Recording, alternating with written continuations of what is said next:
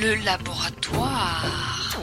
Bonsoir Amine. Bonsoir Nicolas. Alors quelle est ton humeur du jour? Plutôt bonne, plutôt mauvaise? Aujourd'hui, une mini-chronique. Je suis encore en examen, Donc voilà, on se fout pour les examens, mais ouais. Moins pour les chroniques. Voilà, donc je vais faire de la crème allégée ce soir. Lundi, mon premier jour d'examen du semestre, le jour de gloire est arrivé.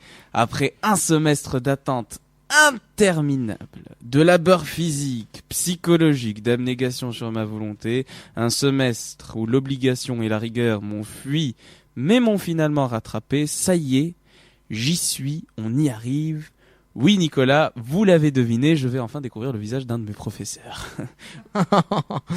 Il est 7h, Bordeaux se lève, comme dirait, moi étudiant, j'allais enfin éradiquer la frustration quasi libidinale de connaître l'intégralité du cours d'un professeur à qui on ne prête aucun visage. Tellement qu'on leur prête aucun visage qu'à l'heure d'aujourd'hui, ils partagent dans mes profondes imaginations le visage de la voix off d'Homer Simpson, celui du président de la Papouasie-Nouvelle-Guinée et du coach de séduction de François Hollande.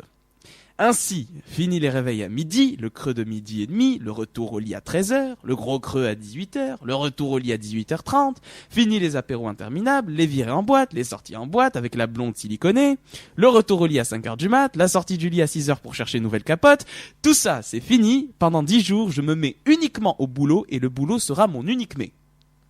Pas mal, comme jeu de mots là. Oui, très bien. C'est du lourd là. Mardi, c'est nettement plus intéressant, toujours des examens.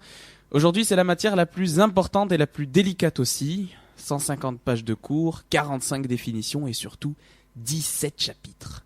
Alors bon, mon sérieux notoire m'a évidemment proscrit l'idée de faire une impasse. Loin de là cette idée. J'ai par conséquent pris connaissance des 17 chapitres. Bon, j'en ai révisé un seul.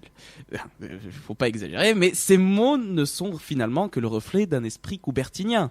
L'important, c'est de participer. Mais gagner, c'est mieux. Et c'est ce que fait cette folle furieuse de Julie Gaillet. On ne la présente plus élue nouvelle première dame de France, et ce royalement par Closerweiler. Bon, après évidemment, c'est pas l'exploit sportif du siècle. Déjà parce que depuis que le PSG est qatari, c'est beaucoup plus compliqué de gagner la Coupe de France que la Coupe d'Hollande. Et puis, quand on voit les chiffres, il y a qu'à voir les statistiques. En 5 ans, notre président a été hypothétiquement marié 3 fois. Il joue avec 2 femmes depuis au moins 1 an. Si j'ai une analyse à partager, c'est que le mec, il est dans la ratio de la polygamie, là. On rigole plus. 3 femmes en 5 ans, c'est la moyenne de la charia saoudienne. Faut pas s'étonner, c'est comme ça en France. Après le mariage pour tous, j'ai envie de dire, à quand le mariage avec tous? Quoique quand tu regardes l'état du pays, tu te dis que c'est assez un bordel comme ça.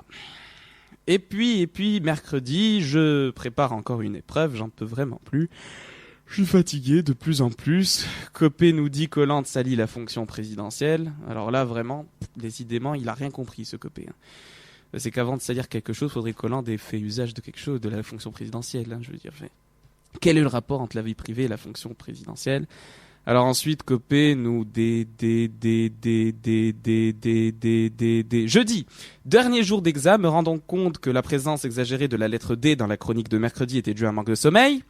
Je décide de clore cette chronique avec la blague du dimanche, et elle n'est pas sans rapport avec ces putains d'examens. Une mère catastrophée par le bulletin de son fils dit « Jérôme, n'oublie pas que dans n'importe quel continent sur la Terre, il faut travailler. » Bah alors maman, c'est décidé, moi plus tard je serai marin.